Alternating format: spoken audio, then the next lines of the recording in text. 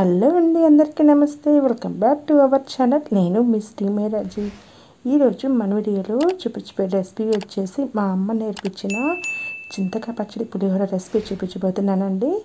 చాలా బాగుంటుందన్నమాట టేస్ట్ అయితే కనుక. ఈ చింతకాయ పచ్చడి పులిహోర అయితే చేసుకోవడం కూడా చాలా ఈజీ అండి. మార్నింగ్ బ్రేక్ఫాస్ట్కైనా పిల్లలకి లంచ్ బాక్స్కైనా చాలా బాగుంటుంది చింతకాయ పచ్చడి పులిహోర అయితే. తప్పకుండా అయితే మీరు కూడా ట్రై చేయండి. చేయకుండా చింతకాయ పచ్చడి పులిహోర తయారు విధానం చూసేయండి. ముందుగా ఉడికించి పెట్టుకున్న అన్నాన్ని తీసుకోవాలి. అలాగే చింతకాయ పచ్చడి కూడా తీసుకోవాలండి. ఈ చింతకాయ పచ్చడి వచ్చేసి అన్నంలో పులుపు సరిపడా చూసుకొని వేసుకోండి. నేనైతే 2 గంటల వరకు చింతకాయ పచ్చడి వేసాను. నేను తీసుకున్న అన్నంలోకి ఈ చింతకాయ పచ్చడి కరెక్ట్ సరిపోతుంది 2 గంటలు అయితే కనుక. అలాగే 1 గంట వరకు ఆయిల్ వేసాను. ఈ చింతకాయ పచ్చడి అంతా కూడా అన్నంలో బాగా కలిసేలాగా కలుపుకోవాలి. ఈ అన్నంలో ఇంకా సాల్ట్ వేయాల్సిన అవసరం లేదు. చింతకాయ పచ్చడి మనం రుబ్బించేటప్పుడే సరిపడా చూసుకొని ఉప్పు వేస్తాం కదా, ఆ ఉప్పే ఈ పులిహోర కలుపుకునేటప్పుడు అన్నంలోకి కరెక్ట్గా సరిపోతుంది అనమాట. దీంట్లోకి విడిగా సాల్ట్ వేయాల్సిన అవసరం లేదు. ఈ విధంగా అయితే చింతకాయ పచ్చడి అంతా కూడా అన్నంలో బాగా కలిసేలా కలుపుకొని ఉంచుకున్నాక పక్కన పెట్టేసుకోవాలి. ఇప్పుడు ఈ పులిహోరలోకి తాలింపు పెట్టేసుకుందాము.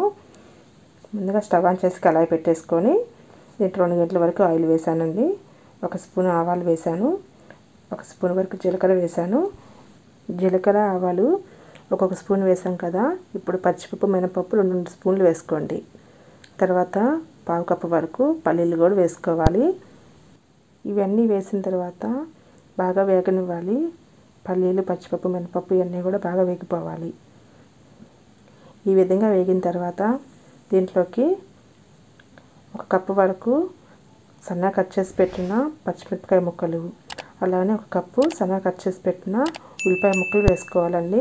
ఈ పచ్చిమిరపకాయ ముక్కలు ఉల్లిపాయ ముక్కలు కొంచెం ఎక్కువగా వేసుకోవడం వల్ల ఈ చింతకాయ పచ్చడి పులిహోర అనేది టేస్ట్ చాలా బాగుంటుంది అనమాట.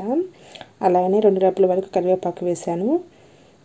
ఇప్పుడు ఈ ఉల్లిపాయ ముక్కలు కొంచెం వేగడం కోసం వచ్చేసి నేను 1/2 స్పూన్ అయితే సాల్ట్ వేసాను. సాల్ట్ వేయడం వల్ల ఈ ఉల్లిపాయ ముక్కలు తొందరగా మగ్గిపోతాయి అన్నమాట.